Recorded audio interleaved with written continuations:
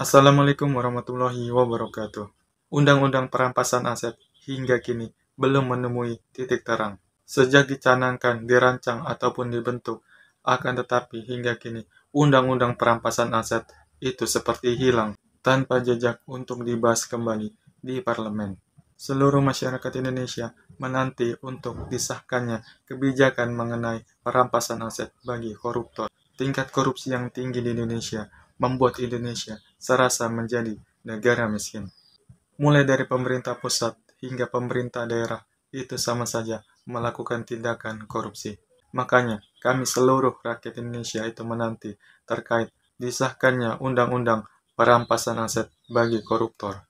Sepenting apa sih undang-undang perampasan aset ini sehingga membuat seluruh masyarakat Indonesia menanti dan mendorong pemerintah serta mendesak pemerintah untuk mensahkan undang-undang perampasan aset tersebut. Tindak pidana korupsi adalah tindakan yang menyelewengkan atau mengambil uang negara ataupun secara tidak langsung mengambil uang rakyat yang dipungut dari pajak, kemudian diserahkan oleh negara dan dikelola oleh negara untuk membangun fasilitas umum serta menggaji para pegawai serta pemerintah lainnya. Akan tetapi uang tersebut diambil secara diam-diam sehingga merugikan negara dan seluruh masyarakat Indonesia. Hal tersebut membuat defisit anggaran daerah maupun pusat karena uang ataupun anggaran tersebut sudah diambil oleh para pejabat. Dan uang tersebut digunakan untuk kepentingan pribadi mereka. Sehingga dalam hal ini akan menimbulkan permasalahan lanjutan dalam kehidupan masyarakat Indonesia.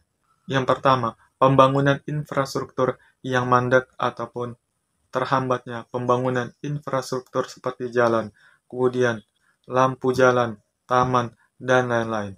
Tidak adanya program pemerintah yang berjalan dengan baik. Kenapa sih uang yang dikorupsi tersebut harus dikembalikan ke negara? Iya, apabila uang yang dikorupsi tersebut tidak dikembalikan oleh negara, maka kas negara ataupun anggaran negara akan mengalami defisit. Misal di zaman Pak Jokowi, yang dimana program terbesar Pak Jokowi yaitu memindahkan ibu kota dari Jakarta ke Kalimantan Timur. Dalam pemindahan ibu kota tersebut membutuhkan anggaran sebesar 400 triliun. Kira-kira dari mana coba anggaran sebesar itu yang harus digunakan untuk membangun IKN ataupun ibu kota Nusantara? Pak Jokowi mencari investor sana-sini, menjual IKN sana-sini, akan tetapi hasilnya tetap nihil. Faktanya, sebagian besar investor yang masuk ataupun yang menanamkan modal di IKN yaitu investor lokal ataupun berasal dari dalam negeri kita sendiri. Andaikan saja di zaman Pak Jokowi, yang dimana Pak Jokowi mampu untuk mensahkan undang-undang perampasan aset, ya mungkin anggaran IKN sedikit berbeda.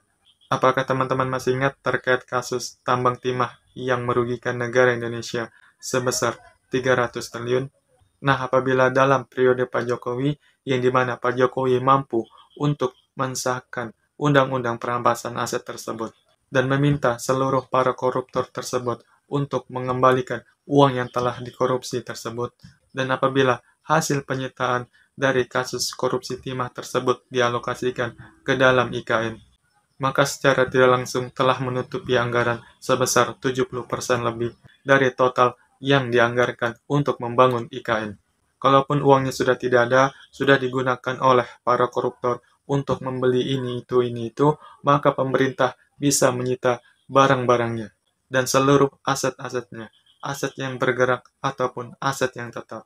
Pemerintah bisa menjual kembali aset tersebut dengan lelang ataupun dengan prosedur yang lainnya untuk menutupi kerugian negara. Kalau perlu ya, sisakan baju yang menempel di badannya saja.